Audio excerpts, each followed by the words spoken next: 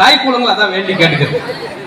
வீட்டுக்காரர் அலைஞ்சு இழைஞ்சு களைச்சு வந்து படுத்திருந்தா கொஞ்சம் 10 நிமிஷம் தூங்கட்டுமே விடுங்க. தாய் குளங்கள் அந்த மிக்சியை வந்து சட்னி அரைக்கிறதுக்கு பயன்படுத்துறத விட வீட்டுக்காரர் எழுப்புறதுக்கு தான் பயன்படுத்தும். அப்பதான் படுத்துப்பார், தேங்காய் தெரிச்சு மூக்குல அடிச்சு எந்திரிச்சு உட்காந்துருப்பார். இப்பதான் போட மாட்டி நல்லா தூங்கிட்டு இருக்கா சார். 12:30 மணி மிட் நைட்டு கொரட்டோடு தூங்கிட்டு இருக்கான். சில நேரம் பாருங்க, அவன் கொரட்டில் அவனுக்கே தூக்கம் வராது. ஓ நீ நான் தானா ஏன் கேட்டமே எனக்கு கேட்குது.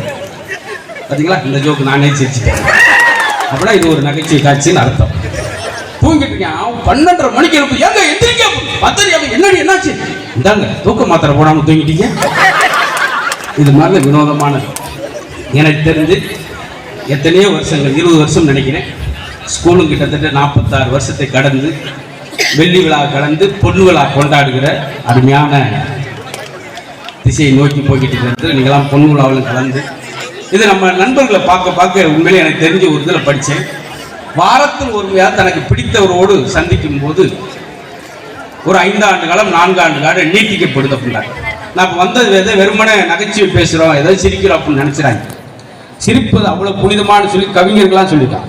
கவிப்பரிசு என்ன சொல்றா தெரியுமா? எந்தெந்த வீட்டு திண்ணையெல்லாம் சிரிப்பொலி கேட்கிறதோ அந்த வீட்டு திண்ணையில் மரணம் உட்கார்வதே இல்லை.